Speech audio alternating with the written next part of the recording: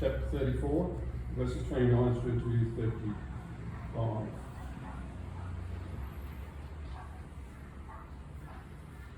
When Moses came down from Mount Sinai with 2 tablets of the testimony in his hands, he was not aware that his face was radiant, because he had spoken with the Lord. When Aaron and all the Israelites saw Moses, his face was radiant, and they were afraid to come near him. But Moses called to them. So Aaron and all the leaders of the community came back to him, and he spoke to them. Afterward, all the Israelites came near him, and he gave them all the commands the Lord had given him on Mount Sinai. When Moses finished speaking to them, he put a veil over his face. But whenever he entered the Lord's presence to speak with him, he removed the veil until he came out. And when he came out and told the Israelites what had been commanded, they saw that his face was radiant. Then Moses would put the veil back over his face until he went in to speak with the Lord. The second reading is from Luke chapter 9.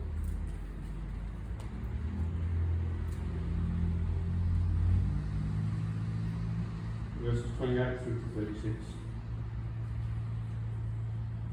About 8 days after Jesus said this, he took Peter, John and James with him and went up onto a mountain to pray. As he was praying, the appearance of his face changed, and his clothes became as bright as a flash of lightning. 2 men, Moses and Elijah, appeared in glorious splendour, talking with Jesus. They spoke about his departure, which he was about to bring to fulfilment at Jerusalem. Peter and his companions were very sleepy, but when they became fully awake, they saw his glory and the 2 men standing with him. As the men were leaving Jesus, Peter said to him, "Master, it is good for us to be here. Let us put up 3 shelters, one for you, one for Moses, and one for Elijah." He did not know what he was saying. While he was speaking, a cloud appeared and enveloped them, and they were afraid as they entered the cloud. A voice came from the cloud saying, "This is my son, whom I have chosen. Listen to him." When the voice had spoken, they found that Jesus was alone. The disciples kept this to themselves and told no one at the time what they had seen. This is the word of our Lord. Thanks be to God.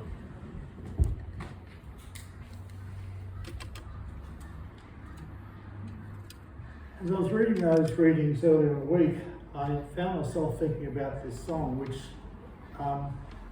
it's not a piece of theology or doctrine.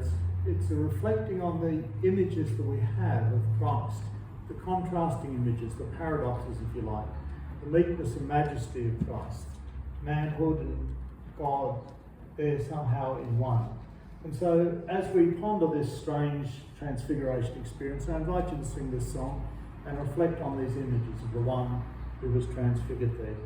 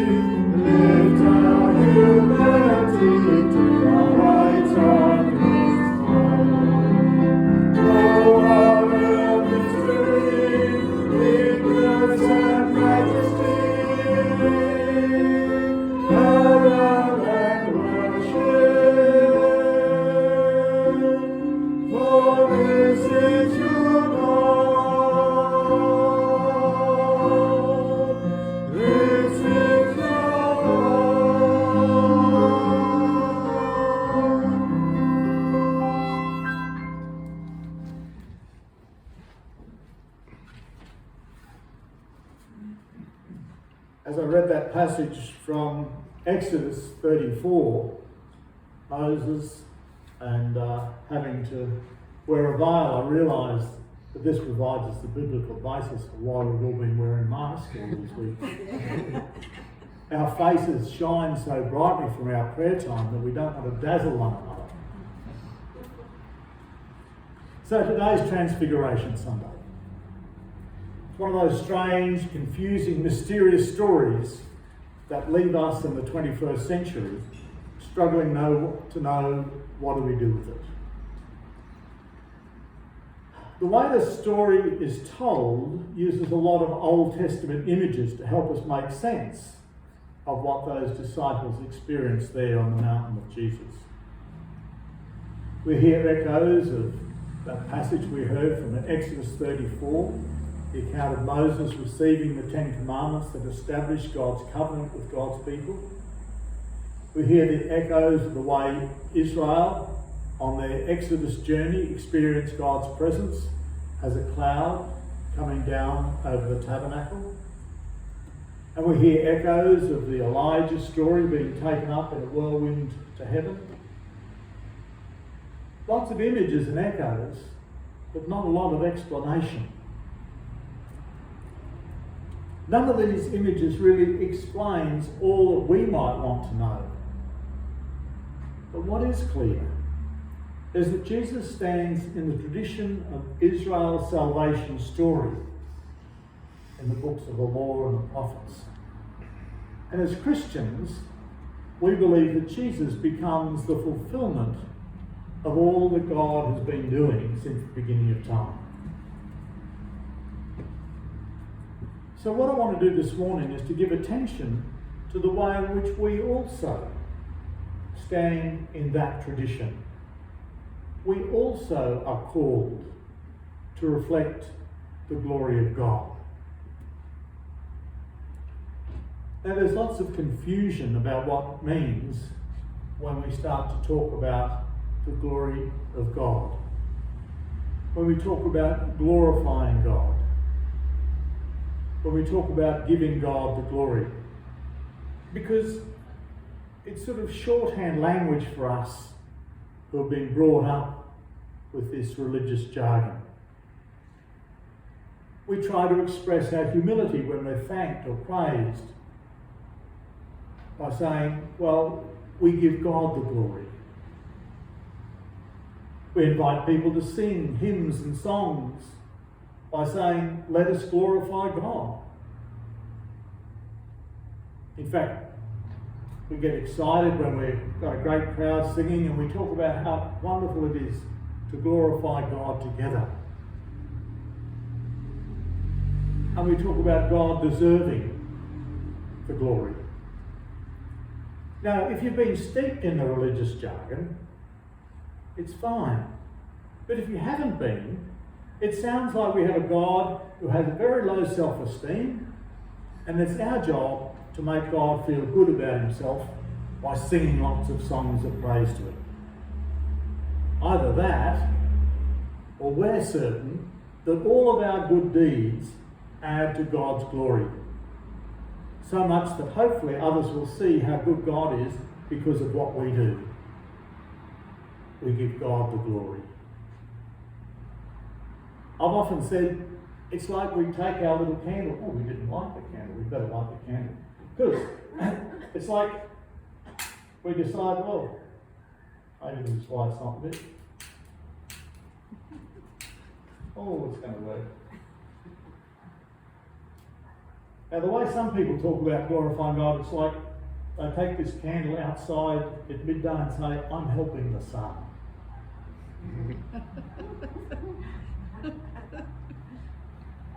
If it wasn't for me taking the candle out, people wouldn't be able to see so well. The truth is, there's nothing we can do to add to God's glory, to enhance God's glory. And God doesn't need us to glorify him. God is not a timid, insecure, divine being who needs we humans to sing praise to God to enhance his sense of well-being. when we sing our songs and hymns of praise, we're simply reminding ourselves how amazing God is. We're simply reminding ourselves that we're coming before the one who is the creator and sustainer of all that we understand and know in this universe. We're reminding ourselves and humbling ourselves before the one who loves us with an everlasting, unconditional love. We're reminding ourselves that we come humbly before the one who has opened the way for sinful humanity to be reconciled with God. And hopefully all this remembering reminds us how astonishing it is that this amazing, glorious God would call you and me to become fellow servants with God's own Son. It's not God who needs reminding, it's us. And so what do we mean by saying we live to glorify God? Well, one of the early Christian writers, Irenaeus, writing in the second half of the 2nd century, said, "The glory of God is seen in humans fully alive." He actually said man fully alive, but he meant women as well. In other words, when we are living joy-filled, contented, purposeful lives, God's glory will be seen in us. Or using the imagery of Exodus or Luke, we shine with the glory of God that others might experience God's presence in us and through us. Isn't that an astonishing thing to realise that God has called us in that way? And this is what the reformer Luther meant when he talked about the priesthood of all believers. While Luther certainly believed that each person could have a relationship with God that didn't need to be mediated by the priest, what Luther wanted us to understand was that every baptised Christian shares the priestly work of being a mediator of God's grace. It's not that every human being is expected to do the work of the priest or minister within the faith community. Rather, he meant that as we went about our daily lives, we become the presence of God among the people with whom we share the life. We can regard all of our work and all of our interactions with other people as an opportunity to shine with the glory of God. We make the presence of God a reality by the way we relate with one another. And others expect to see the glory of God in us. People beyond the church expect to see the glory of God in us. I know that because years ago I used to go as chaplain to the coal mine outside Clermont. And every week when I went out there, I would wander around and talk to the guys who were working there. And every week, without fail, one would tell me why they don't go to church. And it was because of the way they had been treated by others they expected better from. They expected to see us shine with the glory of God. And they were disappointed when we didn't. And so they blamed God for it. And most of the time, I spent my time just saying, I'm really sorry that happened to you. I wonder how Jesus might have dealt with you in that situation and tried to get them to look at Jesus instead of us. We need to think about how do we shine with the glory of God. And that's why people get so disappointed when Christians let them down. Now, It doesn't mean that we're all expected to do outstanding, important things to prove that we're shining with the light of God. All of us who've watched the Winter Olympics recently are stunned by the courage and skill of the competitors. And we all feel rather humbled that there is no way we could do any of those things. We admire those who've made a name for themselves in sport or business or academia, and we begin to feel inferior. We can feel quite insignificant and that our contribution is hardly worth talking about. Yet in God's economy, each of us is valued. And God takes and weaves our contribution into his great tapestry. It's not the greatness of what we do that is critical to our glorifying God. It is what God does with our contribution that displays God's glory. See, we live in a world that glorifies winning and success. Yet we all know that some of the least heralded people are the ones who make the biggest difference in our life. Sometimes it's the people that no one else regards as of any significance that hold together the well-being of our community. We've seen it during this pandemic. All of a sudden, everyone's talking about healthcare workers and the fact it's really, really difficult to get people to work in aged care, to work in childcare. It doesn't need great skill, but it needs dedication and love and devotion. They seem insignificant jobs, but we see how critical they are. I used to have an 8 a.m. service at St Andrews in the Brisbane CBD. And so I would often catch the bus into the city, leave home at about 7 o'clock, drive into the city between 7:15, 7:30, and then walk from the bus station up to the church. And at that time, on a Sunday morning, the centre of Brisbane is really, really quiet.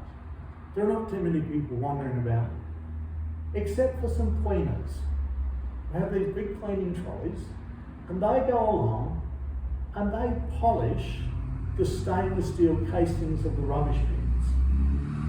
They polish them so they shine.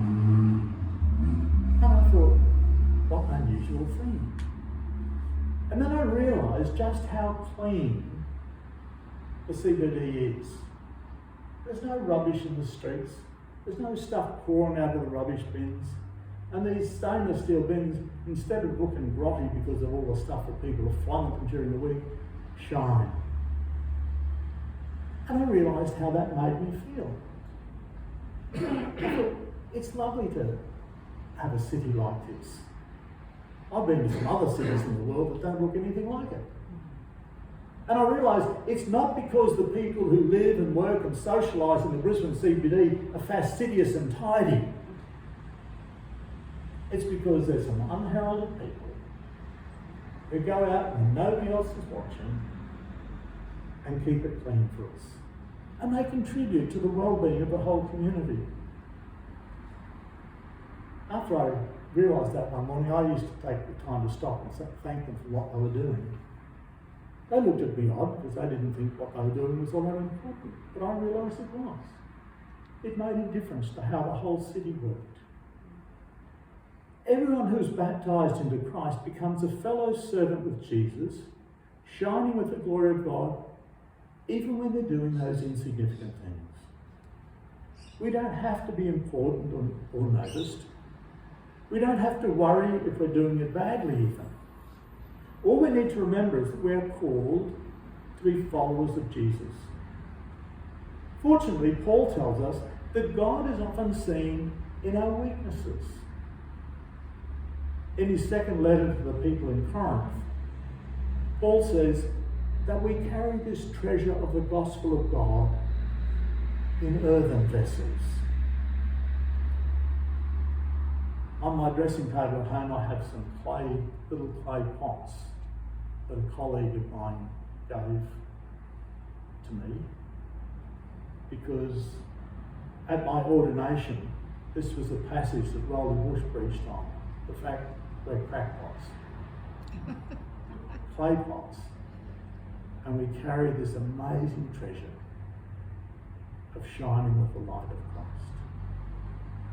You may think you're too old or too fallible or too insignificant to glorify God, but you're not. You might think that you shine with the glory of God, but God says you do. Moses didn't realise that he shone the way he did. He didn't have a mirror to have a look at. Everything you do, God takes and uses to display his light in the world. So our task is to give attention to our relationship with Jesus. It's why we gather together on Sunday mornings to worship, to give attention to our relationship with Jesus. In the Exodus story, it was after Moses had spent time with God that he shone. Jesus was transfigured as he took time to be with his Father. It's not that we have to do something spectacular to glorify God. We just have to give attention to being in God's presence and then allowing God to shine through us. Now, sometimes I get caught up in my desire to serve God as well as I possibly can. I think about what I'm doing, what I'm going to preach, what I've got to do at the next meeting I've got to go to. I become really caught up and driven by what I do. And Heather says to me, Bruce, you are allowed to enjoy life. You are allowed to be happy. It's not all that serious.